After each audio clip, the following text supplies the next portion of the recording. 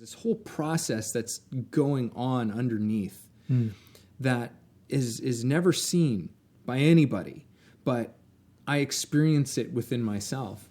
And in that way, there's still progress that is being made. There's tremendous progress, and you could make an argument that it's some of the most important progress that's happening. It's foundational. It's what holds up the show. Mm-hmm. It's what actually for lack of a better word, it is the roots of the tree that you see. This is Way of the Artist with Brandon Colby Cook and Evan Schulte. Identifying your blocks and demystifying your struggles so that you can claim your own path and make your life a work of art.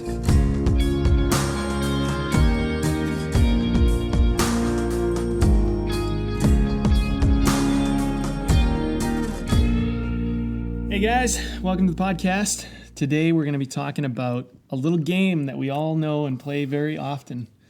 And some of us play it really well. Some of us maybe don't. Sometimes we take turns. It's playing the progress game. So we're going to get into this whole thing about progress, what that is, what that means, how that relates to artistry and life and entrepreneurship and really sports, anything. So This is kind of an interesting one because our hope here is that we can kind of take a idea and kind of evolve it a little bit, give everybody a little bit of just open your mind to a bit of a perspective shift about it. Mm-hmm. And then maybe this will you'll be able to walk away and create some opportunities for yourself that seemed like just walls. They just seemed like dead ends that you couldn't get through. Yeah. And so this is kind of cool. I'm excited to see where this goes. Yeah. This was, I don't know exactly how we formulated this topic, but it just kind of came together pretty quickly. Yeah, it did.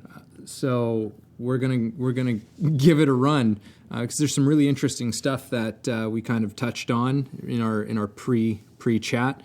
So let's dive in. So the title of this, playing the progress game, there's a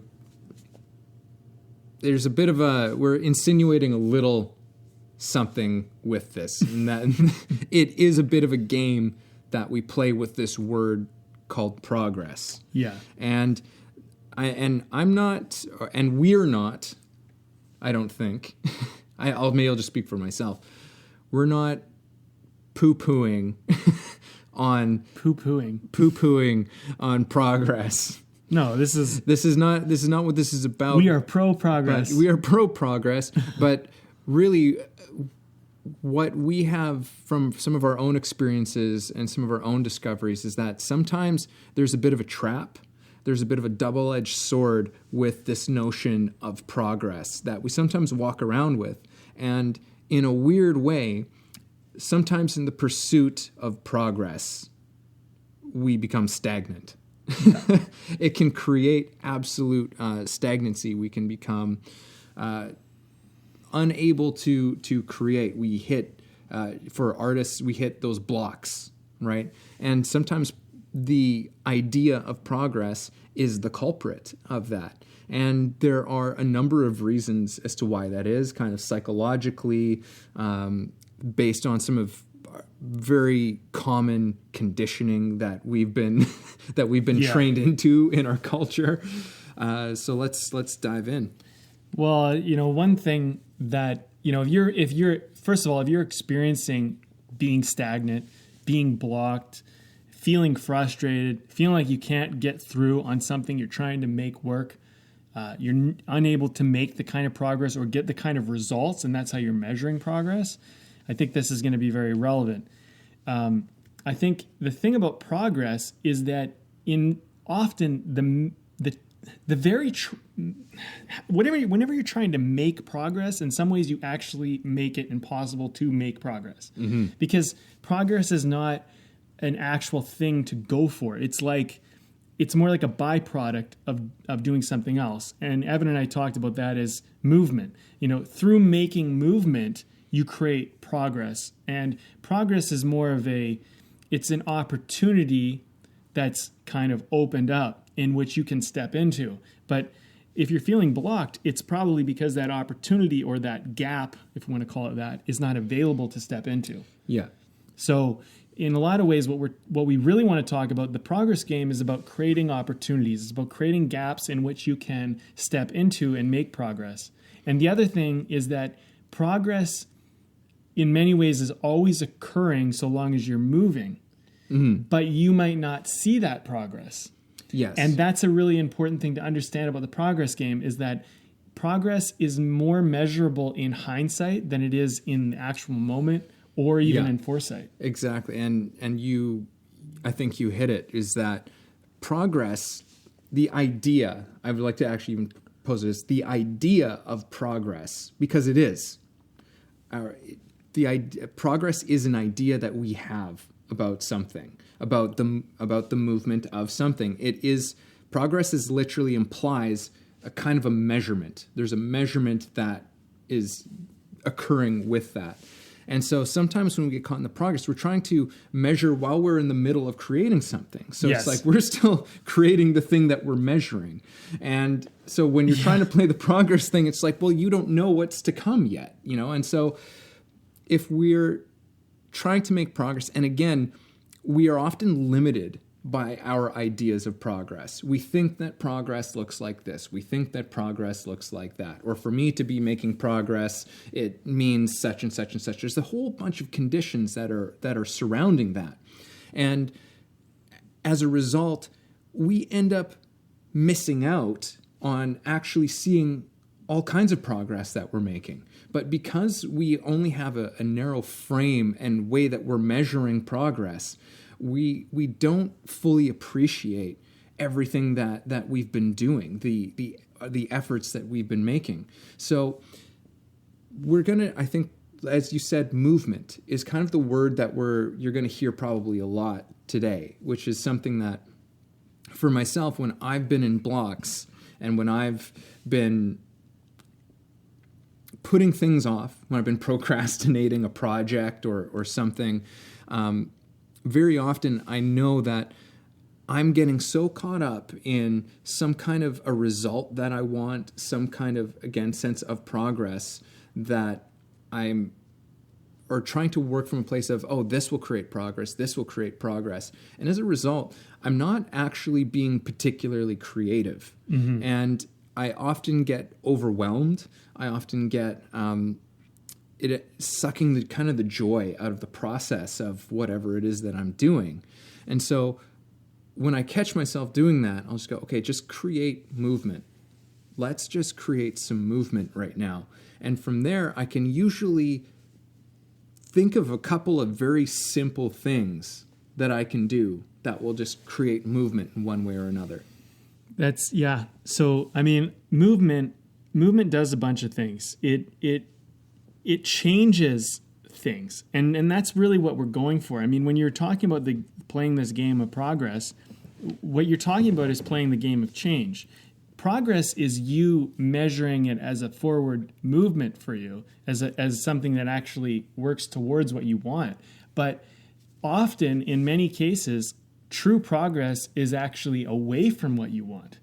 But this is the thing that we're not taught in our culture. I mean, we're basically taught you always need to be going towards the thing you want. And then goal-orientated, focused people.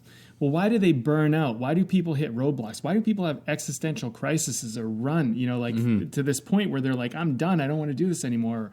They're depressed. There's a saying, I love it, and I feel like it's relevant in this conversation, but it's something along the lines of, some people are so broke, all they have is money, or some people are so poor, all they have is money.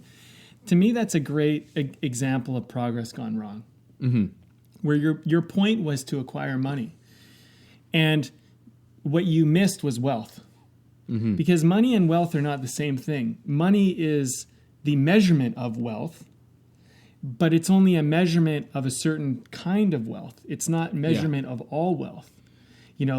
For example, we can measure certain things in inches or centimeters, feet or inches or whatever. But, we can also measure things in liters or in gallons and things like this. Yeah. And so the tool, the measurement you use to measure, say, the length of something or the height of something is not the same as the measurement you talk about containing something or having a certain mass of something. So when we're talking about progress, your measurement of progress might be entirely off. You might be using the wrong measurement to measure your progress. Like you might be using inches and feet or centimeters and whatever meters to measure it, and you need to be using gallons or liters. And if you don't see that, all of a sudden you don't realize you're accumulating a great amount of progress, but because you're measuring it wrong, you don't realize what's actually important here. Yeah. And the interesting thing about money, and this has been a kind of a part of my journey, money and wealth and what is all of this, is that something is only worth something if someone values it. Mm-hmm. Here's the thing. What if you have something so valuable, but you don't value it? And then one day you realize that you had the golden ticket, but you gave it away for nothing. Right. And you traded it for something that you thought was valuable and you realized wasn't. This is a measurement problem. Mm-hmm. And so I feel like the game of progress is, in many ways, it's a measurement game. And we need to be very, very careful and mindful about what we're measuring and what we value. Because progress is like, in some ways you can call this the value game. I want to get more of what I value. But what if what you value is actually means you're trading the thing that you actually care about, but because you're not measuring for it, you don't know. So that's another part of this whole thing, right? So it's about kind of, for lack of a better term, it's about waking up to what actually matters. What do you actually value here? Yeah.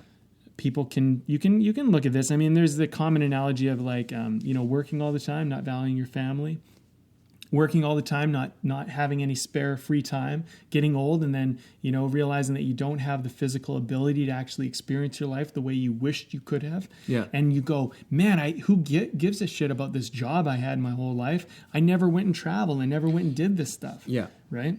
So, movement can give you different perspectives on measurement. I think that's the point I'm trying to make ultimately here. Yeah, and I think it's a good one. Well, thank you. Yeah. One other thing I want to bring up about this thing of progress, and this is kind of more on a philosophical level, which we like to do around here on occasion. Oh, yeah, just a little bit. Yeah, just a little bit. But the thing with progress is that progress is never ending. Yeah. There's no destination. There's like, it's never ending. Progress is a constant. If you, in one perspective, there will always be some area where there's always progress being made in every single area of every single field of life. And there always will be. It keeps things interesting, and it keeps us interested, right. I guess, in life. But that's the whole, that's kind of actually what the juice is. It's not about the progress itself. Because for us to make progress, we have to be interested in something. Yes. Right? And in this way, progress, I think, is best looked at as a byproduct of us being interested in something and us making movement of us. And I guess this is where sort of the law of beginning has to do with this, the law of process. It's about us being involved passionately about something right in our lives, because that's really what the juice is. And then progress is made as kind of, but when we do it for its own sake, we can run into some problems. It's not to say it's an altogether bad endeavor to just be like, I want to make progress in this area. Like for myself, when I decided I wanted to start working with actors and teaching actors, it was because I had an experience in my acting. I started to learn some things from my experiences that I just was not seeing out there. Things that I'd wish that I had gotten when I was younger. And so for me, a part of what I was wanting to do is we need to make some progress in how we teach actors. And I want to be a part of that progress.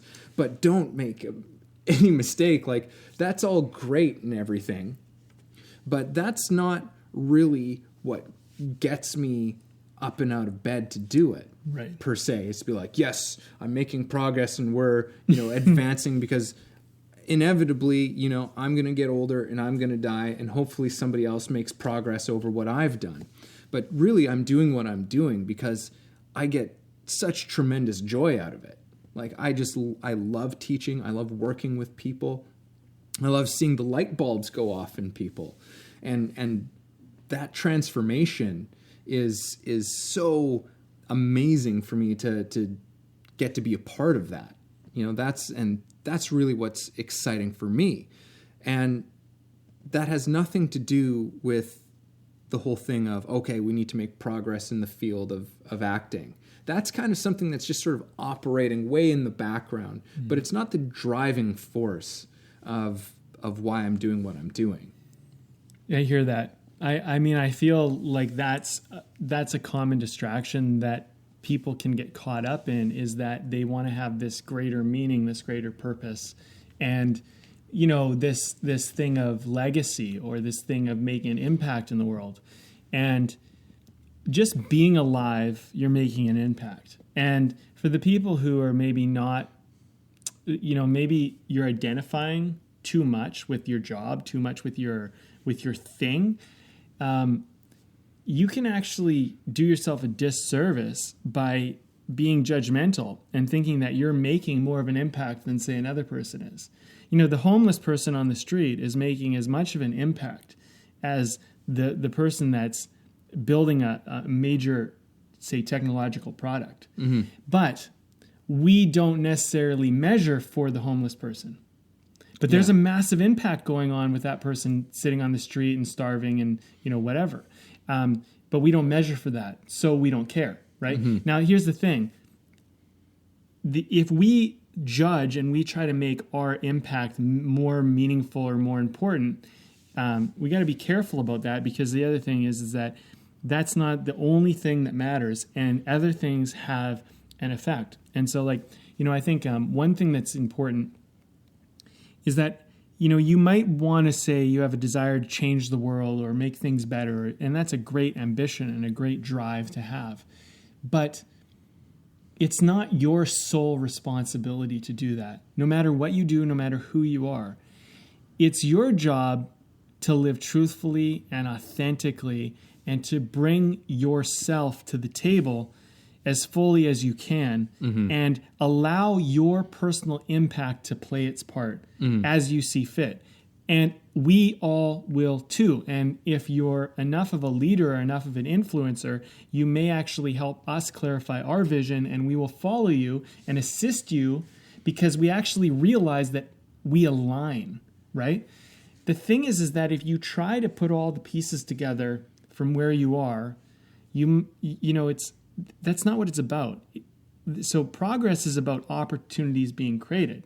So by you making a movement in an authentic, truthful way, you create an opportunity for someone else to, say, join you or go with you, or you might even create an opportunity for you to see a different point of view.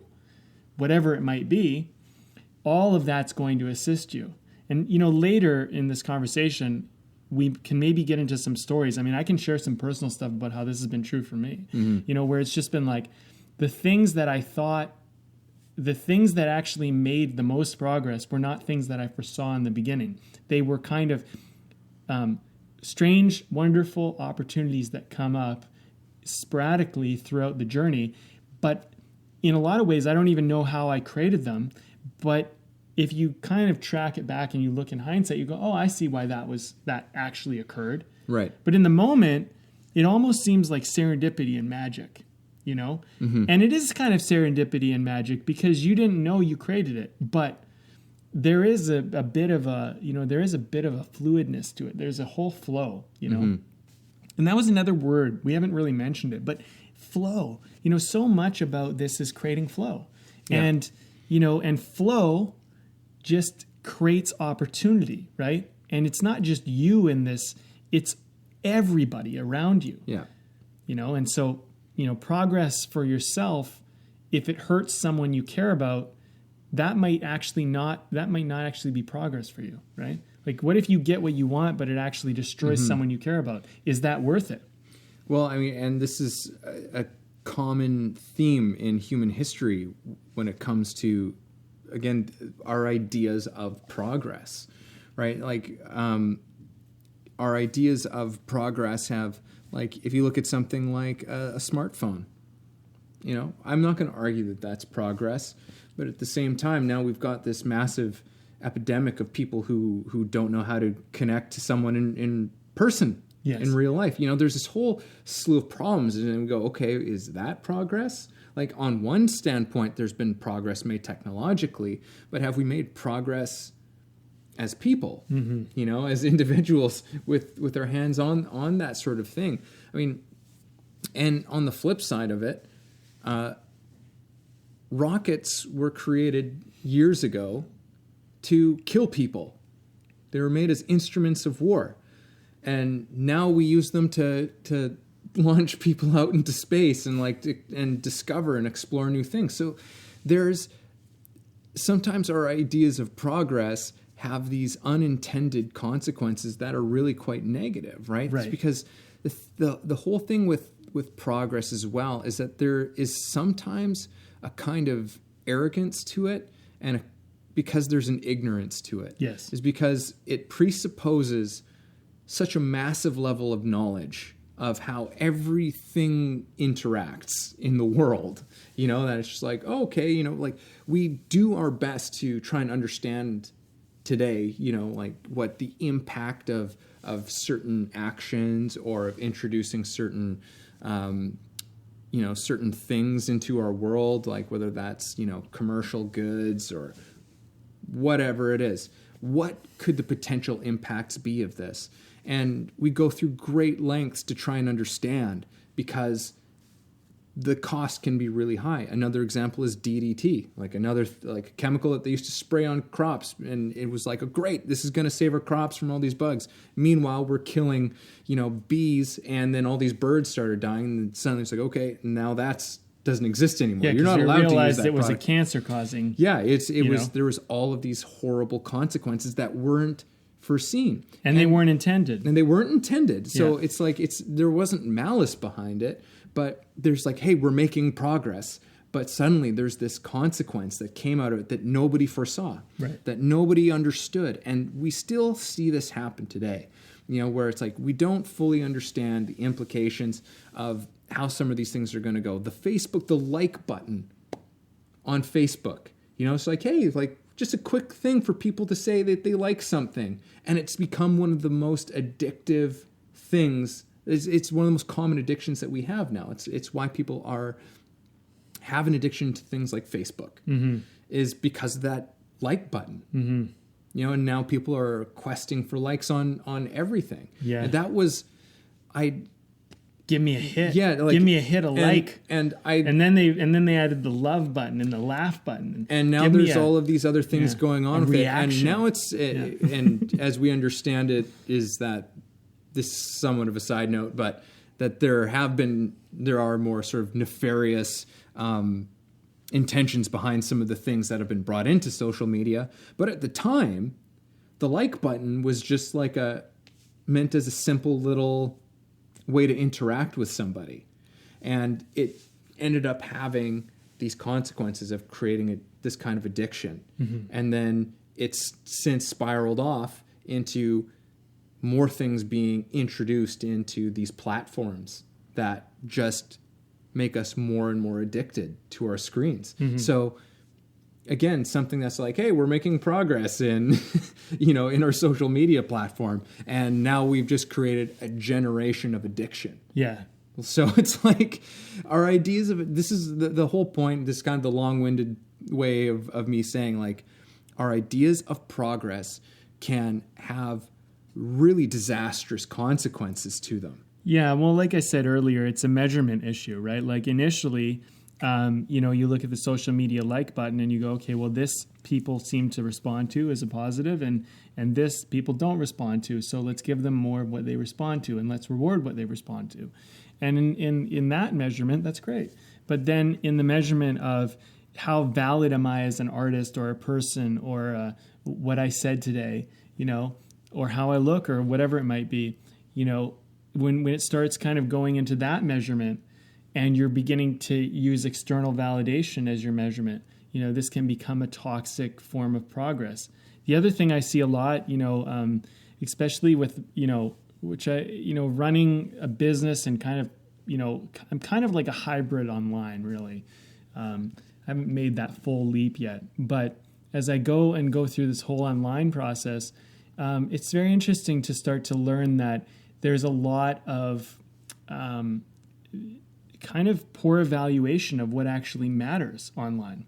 For example, a lot of people are like, I want to get lots of followers on Twitter, or I want to get lots of, people in my group page, or likes, or whatever. And you look at it and you go, well, if I'm running a business online, if that's my goal, the business's goal is to make money. So are these likes and follows and whatever getting me money? And if they're not, then that isn't real progress. It might look like progress, but it isn't real progress. And so then it becomes a measurement thing. And then people will go, well, yes, but I can turn this into money. And it's kind of like, okay, well, until you've turned it into money, all you've really been doing is making movement. Now, movement is good, but mistaking all movement for progress, or needing it to be that, or missing the point of why you're making movement, can create a whole well of problems. Mm-hmm. So here, let me relate this. Yeah. I want to relate this to something simple that I feel like most people can understand. Yeah. You're playing a sport. Let's say it's basketball. You got to get the ball in the basket. That's the point, right? Soccer, you got to get the ball in the net. Hockey, you got to get the puck in the net. Football, get the ball in the end zone, right? Or through the pillars, right? Yeah. So there's a clear, specific measurement of how you win the game. Mm. We're talking about the progress game. There may be a clear, specific measurement of what you need to win, to achieve the goal, to do whatever it is you need to do. That's great. But when someone plays a sport, what makes it worth watching is the movement, not always the progress. I mean, it's about creating the opportunity for progress rewards, not necessarily about the progress rewards themselves. Although when someone scores the point or they do the thing, go sports, we're like, yeah, that's awesome. But because it was earned through a lot of movement and creativity. Mm-hmm. Creativity is everywhere. And I think that's really the kind of the crux of it. What we're talking about is the creativity of progress. Yeah. Is what this whole podcast is about. It's about creativity and the artistry of it. It's a philosophy of looking at your life. And it doesn't matter if you're playing a sport, you're running a business, or you're living life. This is the same game. It's played always the same way. Make movement, create progress. But if you're always going for progress, you miss the fact that movement is important. Yeah, and it's really, it is a very powerful and transformative, can potentially be very transformative in your life in whatever area it is, especially if there's something that has been put off. I'm seeing that this one is has a lot of similarities with our last couple of podcasts that we've recorded. It's funny how these happen. Right? Sometimes it just kind of happens without, and we don't intend on it being that way. Yeah. But we're making movement. There's been some common elements. It's creating progress on a point. Yeah. But we didn't realize we were creating progress on a point until now. Yes. And that's the whole point. And progress is usually only measured in hindsight. Exactly. Right now, as you're measuring it as you look back, hey, look at the last few podcasts we did, created progress on a point we didn't even realize we were making. Yeah.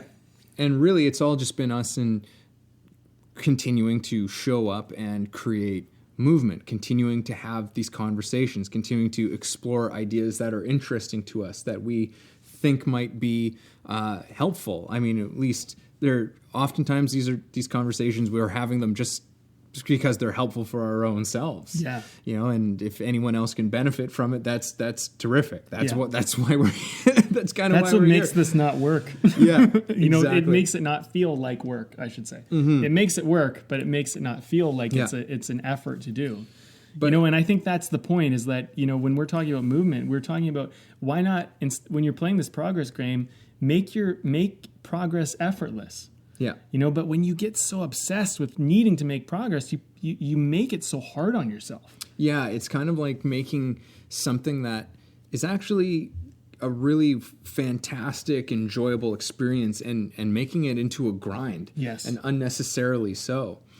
I remember when I was trying to write my first script, I had this idea, and it had been like, it'd been in my head for a while, and it was this whole thing where it's like I was building it up because, as I've mentioned on the show before, I have perfectionistic tendencies. So it's just like, I have this idea and how I want it to be, and if it's not that, then I don't even want to do it. Like that's kind of, it's a very destructive pattern of thinking, especially if you're in a creative field. And the whole thing had to just be like, well, the thing is that the script just isn't going to be done.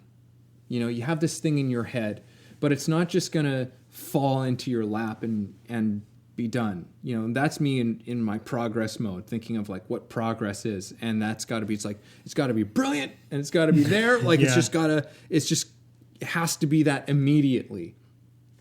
And for that reason, I put it off and put it off and put it off and put it off until some part of me just said, just do something. It was just that part that we're talking about of movement. Just create some movement on this thing.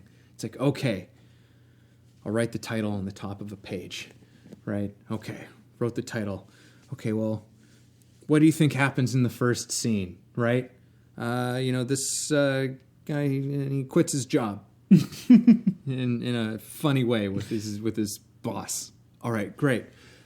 Movement. Yeah. Like just movement. And it seems like nothing, but next thing you know, you're looking at it and you're like, wait a second, there's a title here. I've got a couple of like scene summarizations here.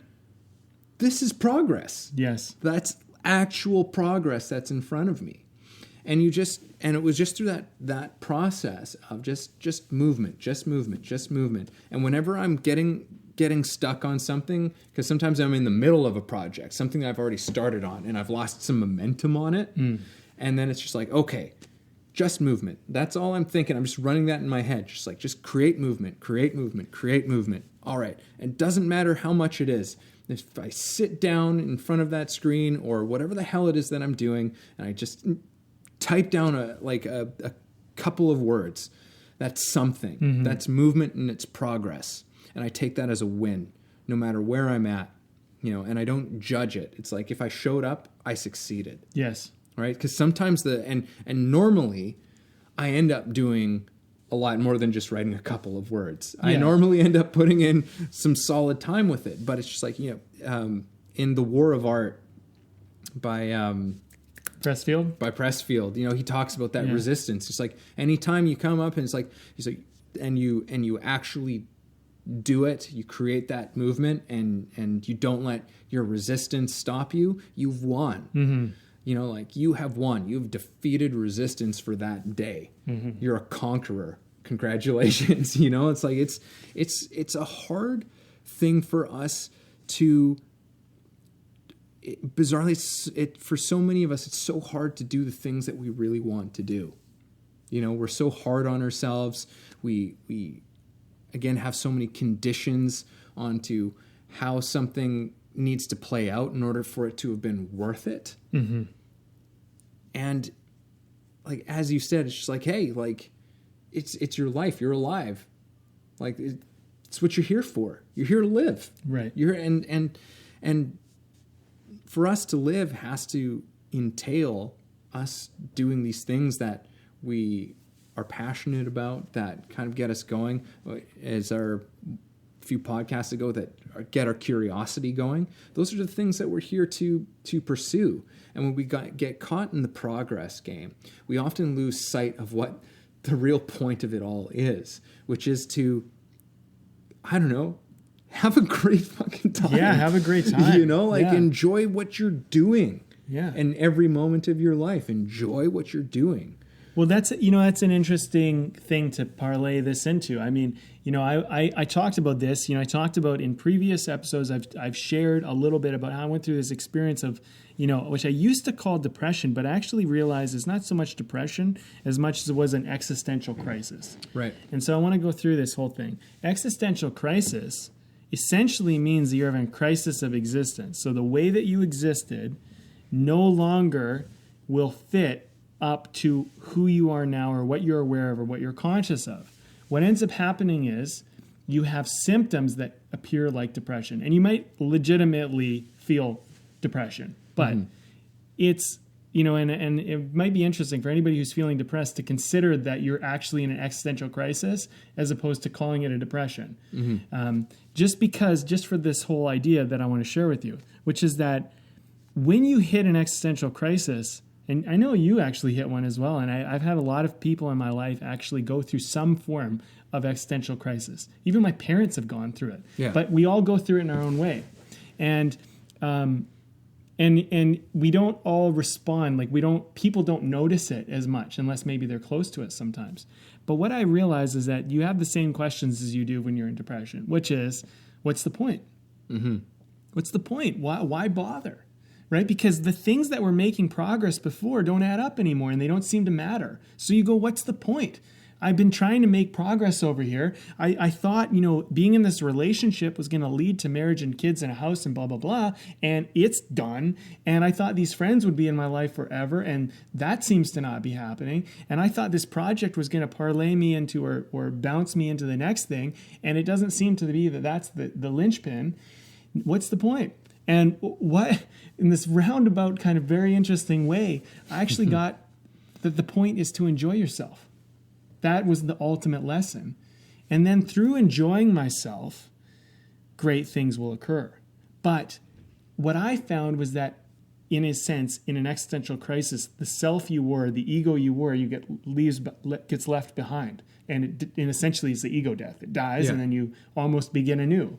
And what I found is that the ego, or the self that I thought I wasn't enjoying life in the moment, but was waiting for a day of progress to enjoy the moment.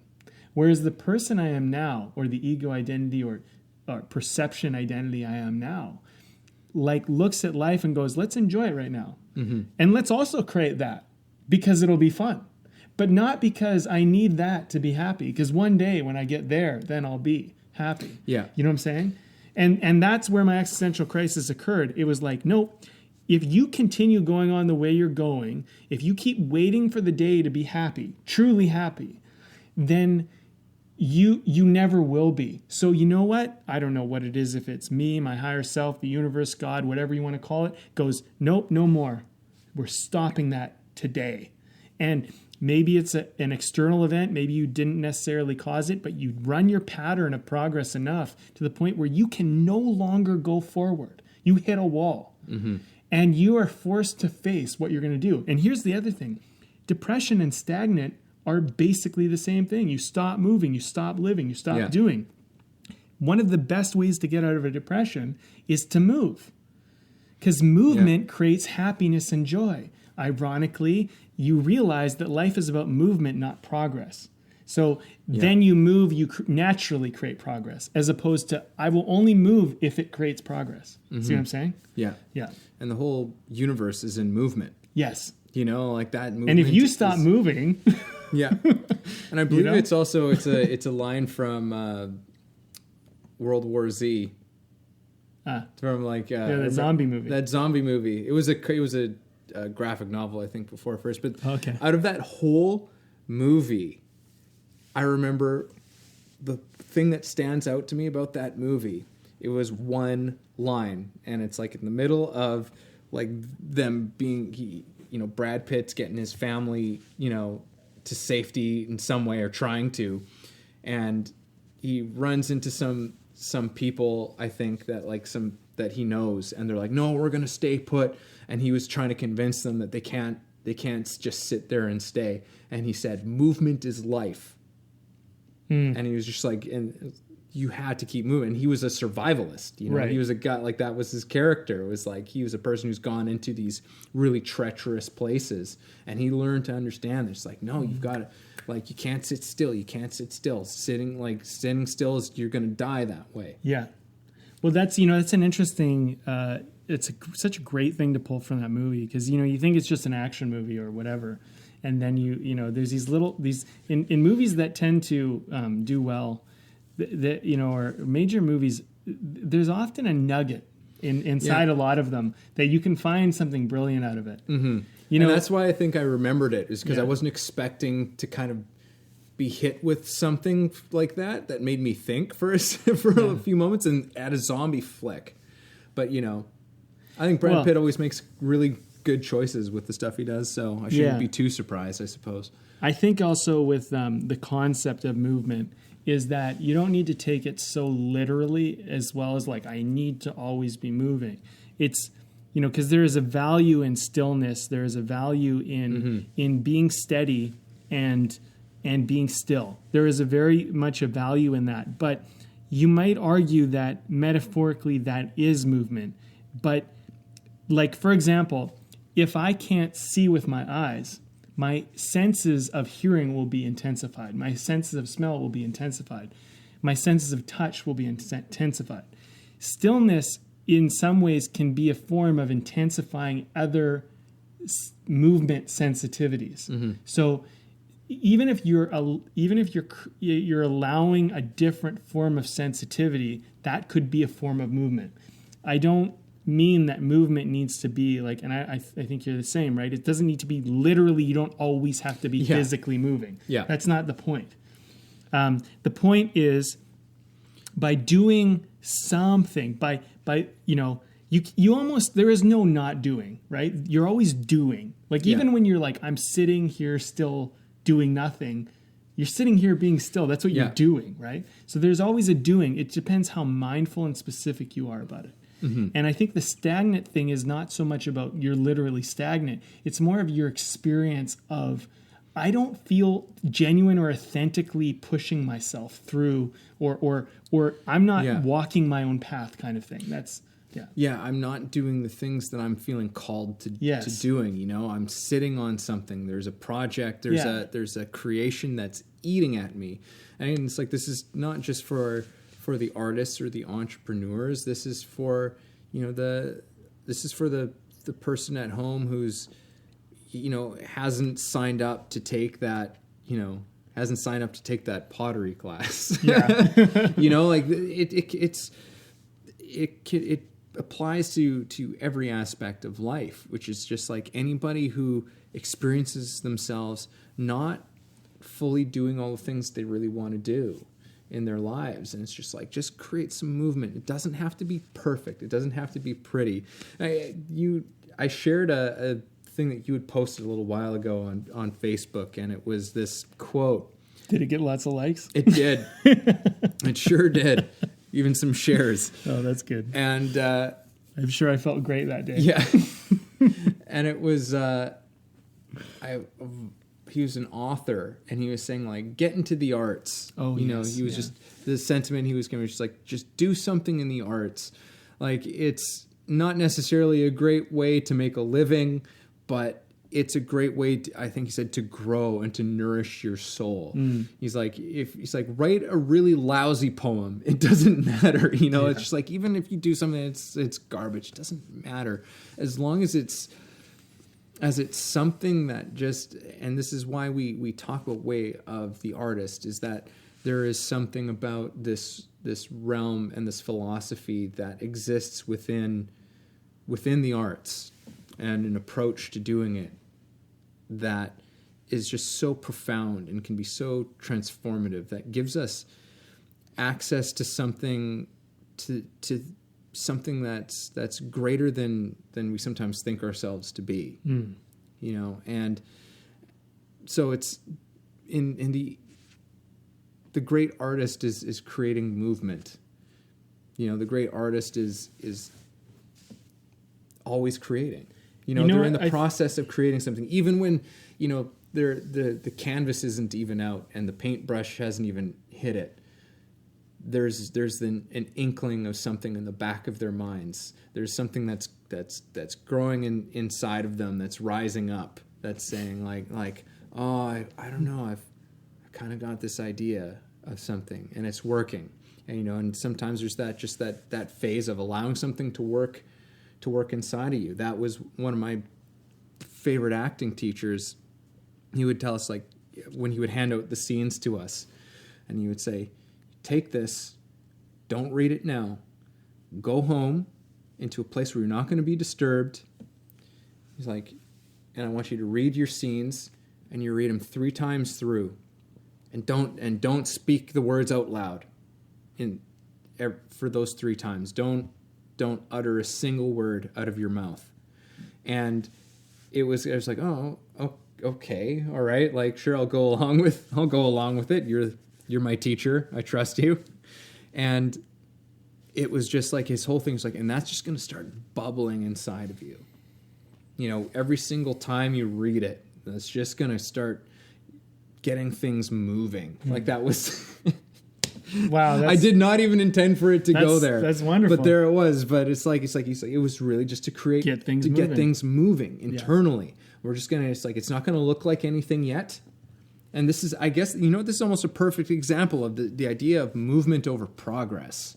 Is that it's like for me to make progress, what he was trying memorize the lines. Yeah, what he was trying to move people away from, I'm realizing now, is that it's like, as so often actors, we get a script, yeah, and you just want to jump in and you just want to start saying the words, you want to start speaking it and playing around with it right away. And for him, he's like, no, like, because that's an idea of progress. It's like, oh yeah, I'm speaking the words, I'm coming up with this character already, and he's like, no, just like resist that temptation for just a second, just like, and just read it through quietly. And then you read it through again and see how it's different that time now that you've read it. And now read it a third time. And now see what you're starting to understand about what's going on in here. And now, if you wish, you may start to let these words start to form on you. But it doesn't look like so much. It doesn't look like there's as much being done. But underneath the surface, there is tremendous work that is happening. And it was so true, and it's a practice that I've kept, where it's just like, no, I'm just going to read it before I start to put anything on it, because just on a practical thing, it's like, yeah, if I start to speak these words and perform this the first time that I'm reading it, I'm going to get locked into these things. I'm going to just keep it, but there might be, in my desire to start acting this right away, I might miss something really profound because I've already decided on how I'm going to do it. You know what I mean? I so hear it's you. like Yeah. that was kind of the more practical, thing that he was trying to share with that. But there was, in my experience since then, it's like, yeah, like when I just allow myself to just quietly sit there and read it, there's ideas that kind of burst up, and it's like, okay, I've got that noted. But then the second time, maybe it's like, oh wait, no, not so much. But there's something else, It's like there's some, all of these things. There's this whole process that's going on underneath that is never seen by anybody, but I experience it within myself. And in that way, there's still progress that is being made. There's tremendous progress, and you could make an argument that it's some of the most important progress that's happening. It's foundational. It's what holds up the show. Mm-hmm. It's what actually for lack of a better word, it is the roots of the tree that you see. Yeah. And I think that people don't do this work that we're talking about, this foundational root-based work, because they're like, well, it's a waste of time. It doesn't get me anywhere. No one sees it. Doesn't look like progress. It's not measurable. Yeah. Right? This is the problem with measurement. We can only measure what we see or perceive. That doesn't mean that there isn't something to measure. Mm-hmm. Now, I want to share this because I believe, and my perception is, that if you want to build anything of substance, anything of really true value, you got to be a great gardener. And the thing I learned about gardening, and this analogy I think plays well, especially in the arts or anybody who has a dream or a vision or a big goal. A gardener plants seeds. A gardener, their job is to create a great soil or place in which those seeds can grow. Mm-hmm. When those seeds are under the ground, nobody sees what those seeds are doing, not even the gardener. The gardener must water and make sure that the light gets to those seeds and does all the necessary things. And when that seed is underground, it spreads its roots. It grows and it does all sorts of wonderful little things down there, pulling nutrients, setting a foundation for itself, doing all sorts of things. Eventually it sprouts. But the thing is this is part of the problem, is people only measure the sprouting. Yeah. They don't measure the actual roots and all the things that were established. And then they go, okay, well, from the sprouting to the actual form that it actually, the final flower or the final tree or the thing that it grows into, that's what they begin to look at, right? And that's what the outside world sees of your garden that you've grown. You know, progress is not a great measurement, because I think the problem with chasing progress is if you only look at it as progress, you'll see a lot of the foundational work as a waste of time because you don't see it, because you don't perceive it. Yeah. You know, I think the great artist, we like to refer to what would the great artist do? Not to say that we are great artists, but we are in the aspiration of doing so. What would the we can imagine what the master artist would do. Yeah. What would the master do? Well, in my opinion, the master would have so much faith and trust in the seeds that they planted.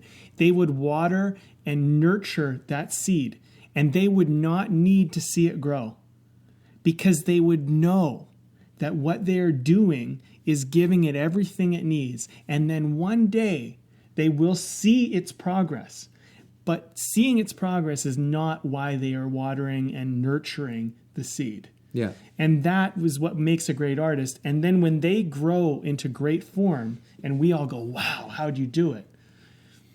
It came from them nurturing the initial seed, the initial thing, the planted thing that was able to grow, and maintaining the environment or the soil that, you know, could nurture that. Which, you know, you could take this analogy even further. There are certain plants that will strangle other plants.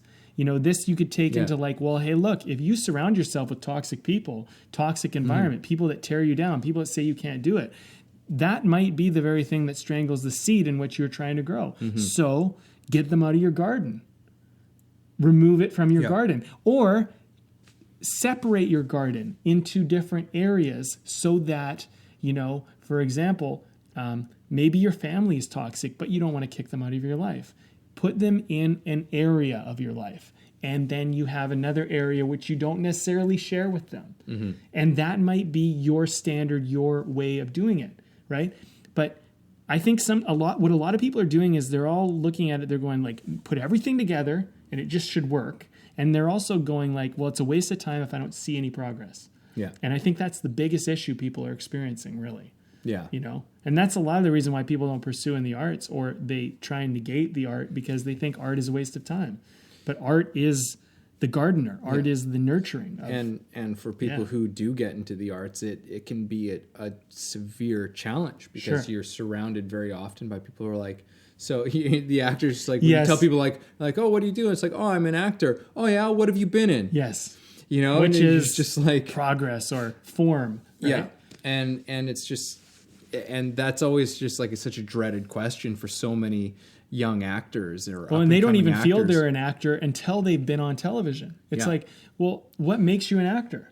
The fact that you actually act, or the fact that you got on television? Right? Yeah. Or that you're really freaking amazing at your craft, or that you're, you know, like there's something to be said for both of these things. But I can tell you, and I'm sure, and you can vouch for this, I've seen people who, you know, out at home, people would not know who they are, would not know these people from, you know, a person, you know, any other person on the street. And I can tell you that they are some of the best actors I've ever seen, and are better than most people that I see on television or in movies. Right. But nobody's heard of them, you know? So it's just like, if we're going to measure the quality of this person as an actor simply through this one measurement, we're doing a severe, you know, disservice to it. Just as when we just automatically assume that somebody who's on television or who's in the movies is a good actor because they're in it. That is definitely also not the case. Yeah. That's not the way the industry works, for one, you know, and it's not always nice or fair, but that's just kind of the way that it is. But and I think, this is the other thing. You mentioned how we measure an actor, right? We measure an actor like, how famous are they? What have they been in? What awards have they won? Something like that, right? But this is another part of the progress game. You have to be very careful about allowing your measurements to be measured by other people. Like if you do that, you've created the external validation problem. And if you live for their applause, you'll die by their rejection, right? And this is the problem when you play the progress game. If you give them decision over your progress, right? If you try to live your life to impress somebody or to improve to somebody, you are in serious, serious trouble, in my opinion. Like you are walking down a very, very dangerous road. And it might be working for you currently, but it leads to not a good place. Yeah. And I don't know a person who's gone down that road that has not eventually, anybody who's had any life, gone down that road and run into some serious problems. Because, at the end of the day, you're going to need to be the one that decides what's valuable. Mm-hmm. And if you're finding value based on what other people say are valuable, you're in another problem. Because now you've never critically stopped and thought about what actually matters to you. I see this sometimes, particularly in business, with business people, and a lot in men, actually, where they're trying to be successful and they're trying to make all this money. And a lot of it is this bravado of trying to impress their friends. But when you've negated your family and you've negated all these other things, your life, your living, you are trying to live up to someone else's approval, someone else's acceptance, someone else's admiration. And now, eventually, at one point, that game, the jig is up. You know what I'm saying? Mm-hmm. And then you got to look at it and you got to go, well, have I lost what I really value in exchange to try and impress them? Because if it's about their values, then your value is impressing them. And look at the return. It's kind of like that likes on Facebook or the followers on Twitter. If it ain't getting you a return, it doesn't matter. Like if those followers, if your job is to run a business and you're not making any money from that, it doesn't matter. And you need to get that through your head. Mm-hmm. And unless you have a plan to use that to help serve your real value, then it's not, it's just pat on the back. Yeah. And I think this is the problem with addiction. Like addiction, when we look at, say, drugs, we look at people who are addicted to, say, like heroin or something, and we see that just kind of destroy their life. Well, what's any different than being addicted to approval, where you literally trade your whole life for the drug of approval, and it destroys everything that you value. Meanwhile, everybody pats you on the back as you destroy yourself. That's the problem with progress. You need to really stop and critically think, what is valuable here? What is meaningful? What do I care about? And then make movement, and as you make movement, look at that as your progress. But, everybody's got to go through their journey. We all got to experience it our own way, take it as a kind of like a, hey, I heard that once on a podcast. Yeah. You know what I mean? It is what it is. Yeah. We're going to do what we're going to do. As we speak, another thing I don't do, and I'll just share this because I know I've been talking for a bit, but my intention is never to change anybody or make them do it this way. I look at it like this. You're going to hear it, and you're going to hear it again, and you're going to hear it again, and you're going to hear it again. And at one point in your life, you're going to live it. And then you're going to remember, and you might not even remember you got it from here, and it might have been from somewhere else.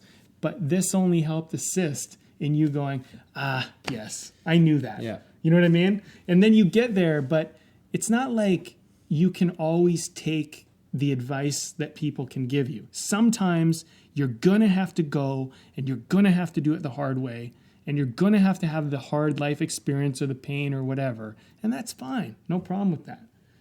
And when I say it, I'm just like, look, this is, if I could have told myself when I was younger the same advice, I would have. Would I have listened? I don't know. Yeah.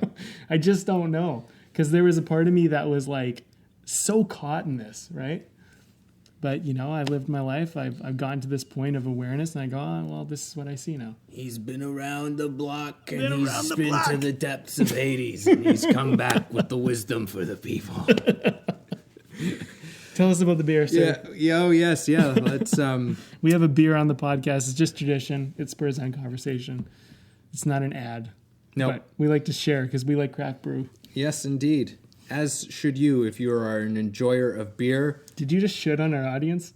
I did should on them. All right. But I always encourage people to go and if they have a local craft beer brewer. Yeah. Hopefully they're good. Yeah. Here in Vancouver, we're blessed with many good ones. Yeah, we are lucky. So today we are drinking from one of the biggest local crews. This is from Parallel 49. Oh, yeah. And this is their filthy, dirty IPA. Is that what it's called? Yeah. That's it's called awesome. the filthy, dirty IPA. Nice. And it's an IPA. Yeah. Absolutely is. It's a hoppy little monster that's definitely got some kick to it. Yeah, it does. But it's enjoyable. I'm enjoying it. It's really enjoyable. It's one of those beers that I've just been enjoying. I haven't really noticed it either way. Like sometimes when you have a beer, you're like, oh wow, that's really pronounced, or that's really, But it's just kind of like I've just been enjoying it. I almost, and it's going down nice. But I'm like, it's one of those beers. It's like, oh, and that says a lot, because when we started these podcasts way back in the day, before even Way of the Artist, I didn't even like IPAs. You didn't like them. I So know. the fact that I'm just sitting here enjoying the hell out of one is a pretty good thing. Yeah, Yeah. I know. I remember because I didn't necessarily avoid IPAs, Yeah. but I was just like, I didn't go for them Yes. either. I'm still very much on the fence about sours. Every once in a while, there's a sour that I'm like, oh, that's really good. But for the most part, they're not my bag. Yeah. And I'm going to say yet. Maybe one day they will be. But some people just love them. Yeah. You know what I mean? Yeah. We've got a buddy who loves sours. Yeah. Just loves them. Yeah, it's anyhow. a funny thing. Okay, so I don't know. We've hit about that witching time, and we've covered a lot of ground. I feel pretty good with what we've Me too. kind of explored here. Just before we each sum it up, let's just look at this. Playing the progress game, in a lot of ways, we could say this is playing the measurement game. Yeah. But it's playing the measurement game of only what you can perceive and see, not what is actually measurable. And Evan and I think, are ultimately just success or saying, is like, play the movement game. Play the game of, looking for opportunity and doing the things that are building what you want to build. And don't look at it as a waste of time. There's always progress being made, but a lot of the time the progress is under the surface. Yeah. It's not visible, it's not perceivable, and also it might not be valued by you yet. Mm-hmm. But in hindsight, you might look back one day and go, man, I'm glad I did that. But right now, you might be not able to see it. And I think sometimes that's why it's great to have really good mentors, because your mentors can say, look, do this. This will be good for you. You go, I don't need to. But if you trust that mentor, and that mentor actually does help you, or your parents or somebody, that might be something that you go, oh man, I'm really glad my dad made me brush my teeth when I was a kid. You know what I mean? Yeah. But at the time, I'm like, I just want to eat candy and go to sleep. I don't give a shit. Yeah. You I'm fine. Yeah, I'm young. exactly. Yeah. Yeah. Well, I'd just like to cap this one off, reiterate a few things, but changing our perception on this notion of progress. So that movement is progress. In whatever form that takes on, it requires us to open up our kind of all kinds of possibilities and options as to what that actually is. It gives us new measuring sticks, as it were. Yes. And I would say something, if I were to give a general sort of outline for that, is that like anything involving something that you are pursuing, something that you want to do, something that you want to create, any intentional action or sometimes inaction is movement, which is progress.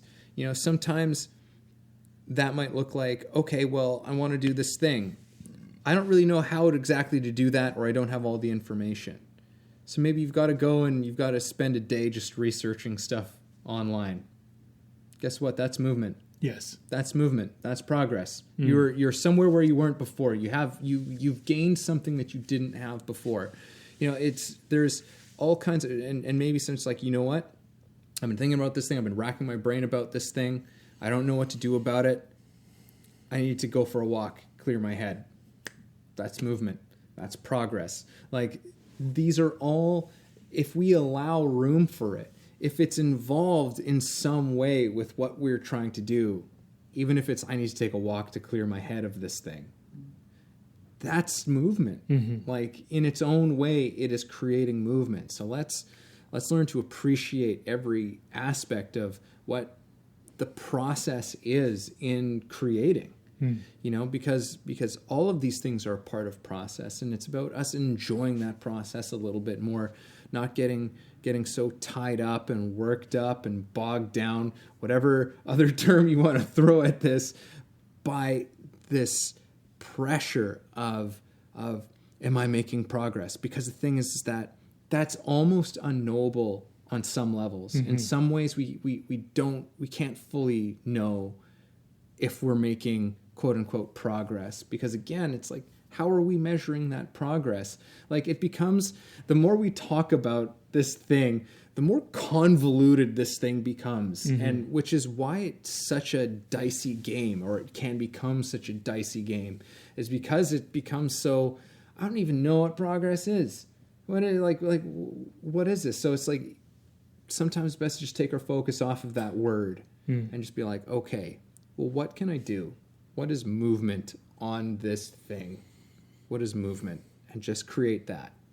Just create that movement, and the progress will follow.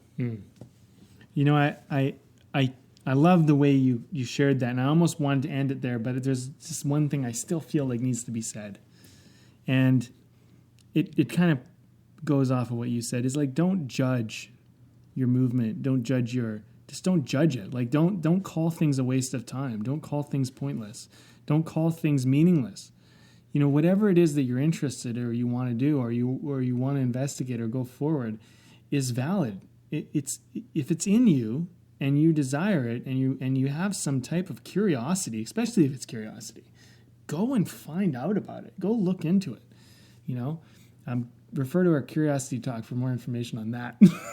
But, go look into it and don't judge. And the other thing too is that you might have a goal right now, and you think that you're headed towards this specific place. Like, I'm gonna, I don't know, like for me, is so much about like, I'm gonna be the greatest actor, the greatest filmmaker of all time, and win all these awards. And that's really what it was for me. And I was willing to spend every penny I had on films and acting classes and things like that. And I really felt that was the point. And then at a certain point in my life, it started to not matter to me anymore. And that was a very difficult period, because it was like, but wait a minute, I've invested so much in this thing, and it's supposed to be that. And what I've become to realize at this point in my life, that a lot of that work is serving what actually is more on point for me now. But without that, I wouldn't be able to do what I'm doing now, even though it was kind of done in a lateral or indirect way. And I want to just share an example. Playing sports, there was in my younger years, it was so much about like speed. Being a forward is so much about speed. How fast could you run? How quickly could you get on the ball? How much could you kind of, whatever, have the move or whatever to do the thing to score the goal. Yeah. And I remember there's actually a friend of mine, a very close friend of mine, Ryan, and he kind of inspired this for me and taught me what it really meant to be an attacker, and in many ways what it really meant to be a defender. But was that lateral movement was more important than forward movement. And when you're attacking, say, the goal or the net, or in soccer we call it the box, or in hockey you might call it the zone or whatever. Yeah. You want to look at, how do I create an opportunity in the middle? Because the defense is generally trying to shut down your main zone, your main option. And by pulling them away, by moving away from the intended goal, you actually will pull defenders away, because they'll mark you, or they'll get distracted, or they'll get swayed into your movement. And what that does is it creates a gap and an opportunity. And then once that opportunity is created, there's an opportunity to shoot on the net to score. Or if they don't get pulled out with you, what ends up happening is you create room for yourself to be able to do and perform the exceptional skills that you have. Because in high-end sports, and anybody who plays knows, a lot of the time you're just getting shut down. You're getting closed in on, you're getting boxed in, and you don't have room to be able to do the thing, right? And so in a lot of times, you're just creating space. And lateral movement is so much about creating space. So, I'd like people to walk away from this looking at it as, instead of trying to create progress, how about creating space with movement? And then once you have the space to execute, the space to perform, once you've nurtured your environment to plant your seeds, then execute. But don't try and plant your seeds in a crammed garden where everything's going to strangle you, You need space to move. That's it. Thanks for listening to the show. If you got something out of this, if you feel it improved your life or your journey in any way, please take a moment to subscribe, leave a review, or share the episode. You can also support us on Patreon, where we have tons of great bonuses. You are the ones that make the show possible and help us to thrive. Thank you for joining us.